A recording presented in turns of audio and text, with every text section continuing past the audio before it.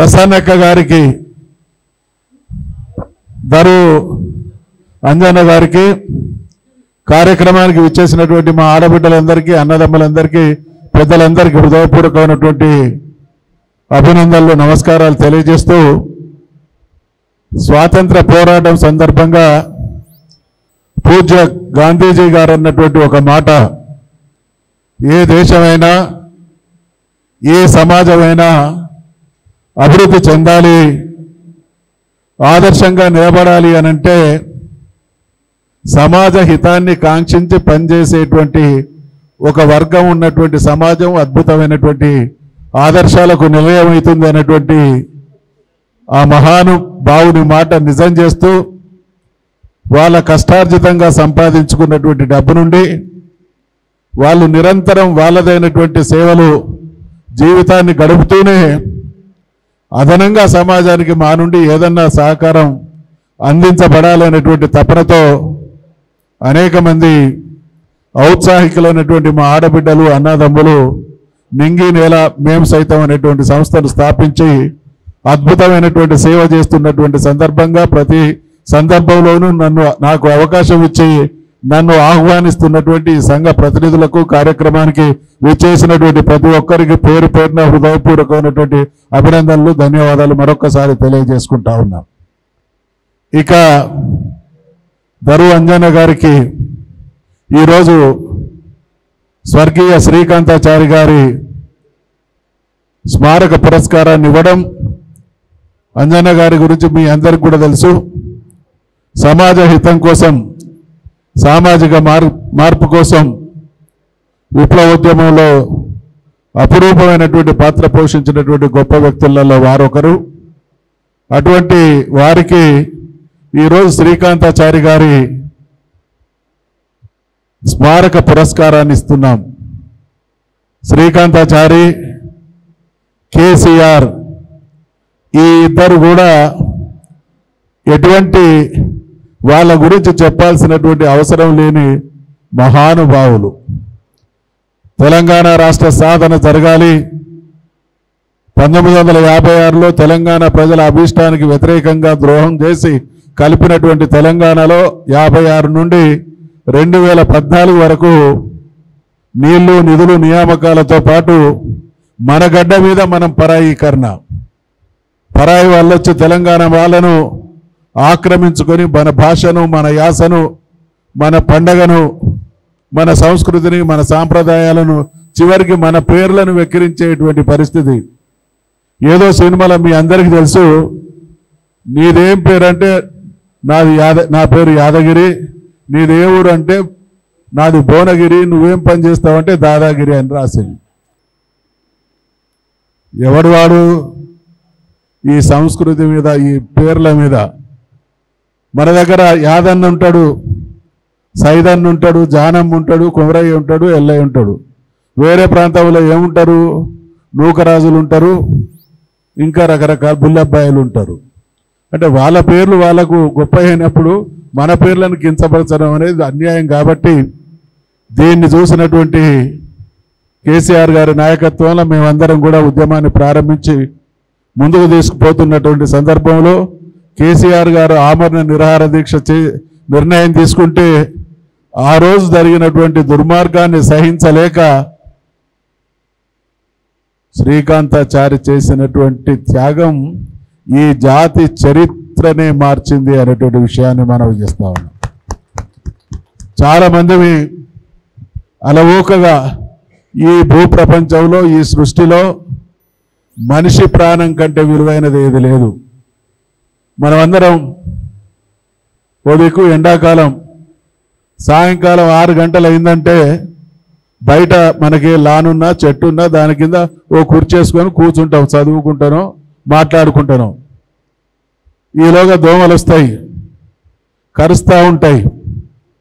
ఏం చేస్తుంది దోమ? ఇక్కడ వాలి కుడుతూ ఉంటే, నీ రక్తం తాగుతూ ఉంటే దానికి మత్తు వస్తుంటుంది. కానీ ఇక్కడ గుట్టే దోమ నువ్వు ఇక్కడ చెయ్యి ఎత్తగానే తప్పించుకొని ప్రాణాన్ని కాపాడుకునేటువంటి ప్రయత్నం చేస్తుంది. ఎక్కడ కొడుతున్న దోమ? ఇక్కడ కొడుతున్న దోమ. నీ చెయ్యి ఎక్కన్నది? ఇక్కడున్నది. నీ చేయి లేపంగానే అది ఎందుకు తప్పించుకున్నది? దాని ప్రాణం మీద దానికి ఉన్నటువంటి ఇష్టానికి నిదర్శనం అది. మరి దోమ ప్రాణానికే గంత ఇష్టం ఉంటే మనిషి ప్రాణం మీద మనిషికి ఎంత ఇష్టం ఉండాలి? ఎంత ఇష్టం ఉండాలి? అంత ఇష్టపడ్డటువంటి జీవితాన్ని జాతి కోసం త్యాగం చేయడం, ఈ జాతి కోసం త్యాగం చేసినటువంటి త్యాగాలలో కూడా శ్రీకాంతాచారి అమరత్వం త్యాగం అనన్య సామాన్యమైనది. కారణం ఏంటంటే రకరకాల ఆత్మాహుతి ప్రయత్నాలు ఉంటాయి. ఓ ఊరి తాడేసుకుంటే తొందరనే చనిపోతాం, అంత పెద్ద అవస్థ ఉండదు. కానీ మనిషి కాల్చుకున్న తర్వాత క్షణాలలో ప్రాణం పోదు.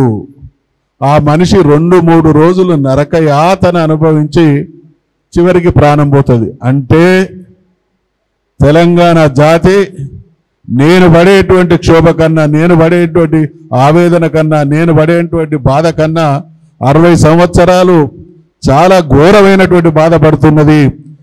ఈ తెలంగాణ ప్రజలు పడుతున్నటువంటి బాధలోని తీవ్రత తెలంగాణ వ్యతిరేక శక్తులకు ఢిల్లీకి చెప్పబడాలి అనేటువంటి ఆలోచనతో మహాత్యాగం చేసినటువంటి అమరుడు శ్రీకాంతాచారి గారు. శ్రీకాంతాచారి గారి గురించి ఎవరం ఎంత మాట్లాడినా తక్కువే. తెలిసి కావాలని తన ప్రాణాన్ని తీసుకునేటువంటి ప్రయత్నం సృష్టిలో ఏ జీవి చేయదు. ఏ జీవి కూడా తెలిసి కావాలని తన ప్రాణాన్ని త్యాగం చేయడం అనేది ఎక్కడా ఉండదు. అప్పుడప్పుడు మనుషులు మాత్రమే చేస్తారు, వాళ్ళ పరిస్థితులు బాగలేకనో వాళ్ళ అవసరాల రీత్యనో. కానీ జాతి సమస్యను తన జీవితం కంటే గొప్పగా ప్రేమించినటువంటి అనన్య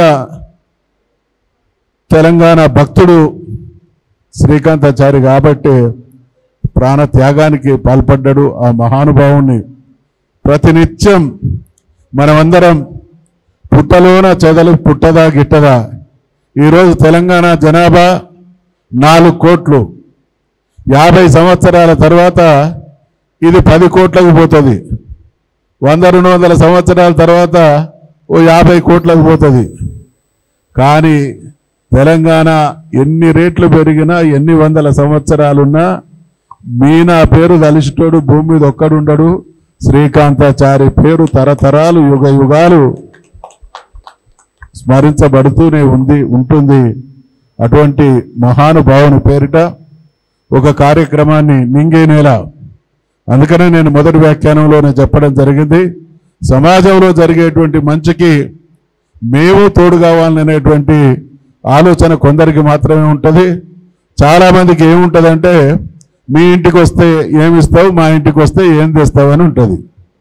మనమందరం గాకోవకు చెందితే వీళ్ళు మాత్రం మీరు మా ఇంటికి వచ్చినా మేమే ఇస్తాం, మేము మీ ఇంటికి వచ్చినా ఏదైనా పట్టుకొచ్చి ఇస్తాం అనేటువంటి గొప్ప మనసున్నటువంటి నింగి నేల కుటుంబాన్ని, మేము సైతం కుటుంబాన్ని మరొకసారి హృదయపూర్వకంగా అభినందిస్తూ వారికి ధన్యవాదాలు తెలియజేస్తూ, ఈ సమయాభావం ఇప్పుడు నా మనసు ఉండాలని ఉన్నది.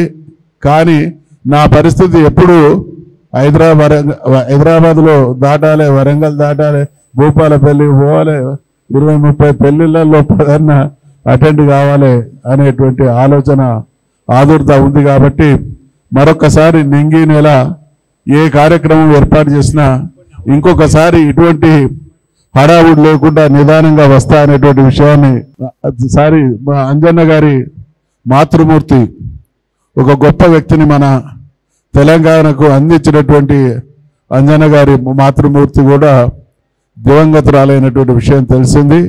ఒక గొప్ప మహానుభావుని కన్నటువంటి ఆ తల్లికి మరి శ్రద్ధాంజలి ఘటిస్తూ కార్యక్రమాన్ని కొనసాగించాల్సిందిగా నిర్వాహకులకు సూచిస్తూ నాకు పర్మిషన్ ఇవ్వాల్సిందిగా మరొకసారి నా అభ్యర్థనను మీ ముందుంచుతూ సెలవు తీసుకుంటా ఉన్నా. జై తెలంగాణ.